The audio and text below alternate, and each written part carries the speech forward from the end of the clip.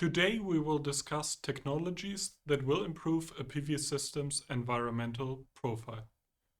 Two aspects will be covered: environmental impact and strategies to reduce it. PV technologies can differ in many aspects, such as material consumption, efficiency, reliability, and environmental impact. In week 2, we talked about the materials traditionally used in PV and their corresponding environmental profiles. It was based on a specific life cycle analysis study of a residential roof-mounted crystalline silicon PV system in Europe. Looking at these LCA examples, crystalline silicon and cadmium telluride PV systems are described. The impact category, mineral, fossil, and renewable resource depletion potential, accounts for the largest fraction of the environmental profile for both technologies. It is mainly related to the mining of scarce elements such as silver, cadmium, or tellurium. Other impact categories such as human toxicities, particulate matter, and acidification potential are mainly caused by the use of electricity in the production stage and bauxite digestion in the aluminum supply chain. In addition, the balance of system components can also result in environmental impacts, such as fresh water ecotoxicity due to plastic incineration. The first and most forward strategy to improve the environmental profile is to reduce or replace the critical materials with the highest impact. We also need to pay attention to the electricity consumption, especially if it's produced by fossil fuels. This is very relevant to the wafer fabrication as it consumes a lot of electricity. In addition, the balance of system components such as polymers need to be considered. Technologies which reduce and replace materials will be discussed more extensively in the following lectures. The second proposed strategy is the increase in energy yield and reliability of the PV system. This increases the lifetime energy yield of a PV system. It reduces the number of needed PV systems or their replacement, thereby improving the environmental profile is done.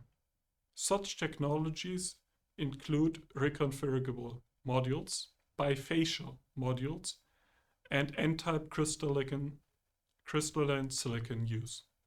The third strategy is recycling. The traditional PV materials have been developed following a linear chain.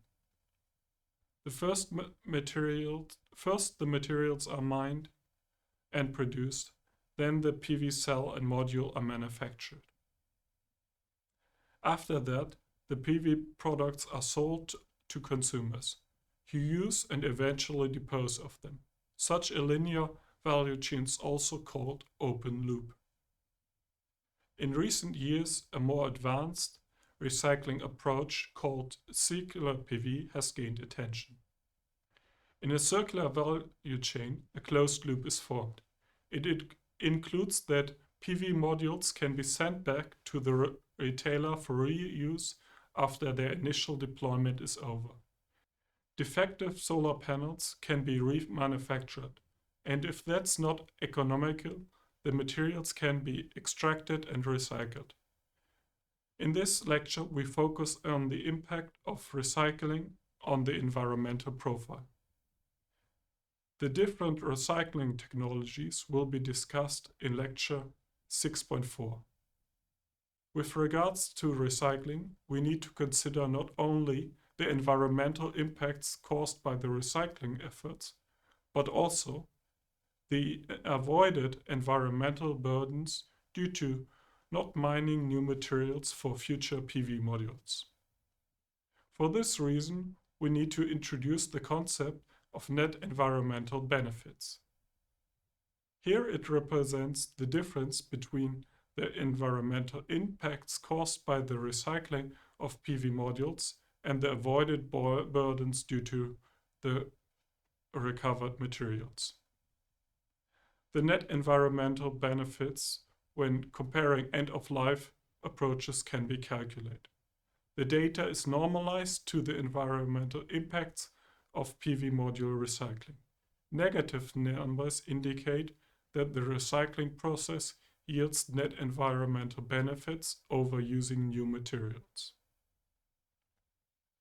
For example, let's take a look at a crystalline silicon and cadmium telluride system.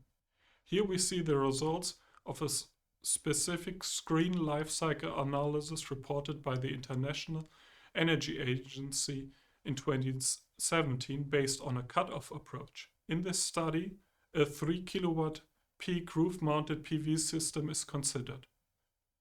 For the crystalline silicon case, the net environmental benefits compared to not recycling are achieved in all indicators. Especially the potential benefits in the impact category mineral, fossil, and renewable resource depletion are 54 times higher than the impacts caused by the recycling efforts. Net environmental benefits, around 10, are also predicted in both human toxicity categories and particulate matter. As recycling rates improve, the benefits will most likely improve further. For the cadmium telluride case, the potential benefits in the mineral, fossil, and renewable resource depletion category can even be 750 times higher than the impact caused by corresponding recycling efforts.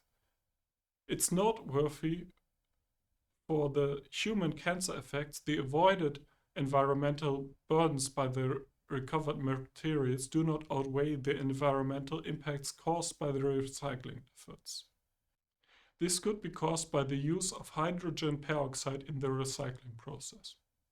To recap this lecture, we compared the environmental impacts of silicon and cadmium telluride PV systems. The use of metal elements, the silicon wafer, and the balance of system components contributes to different environmental impact categories.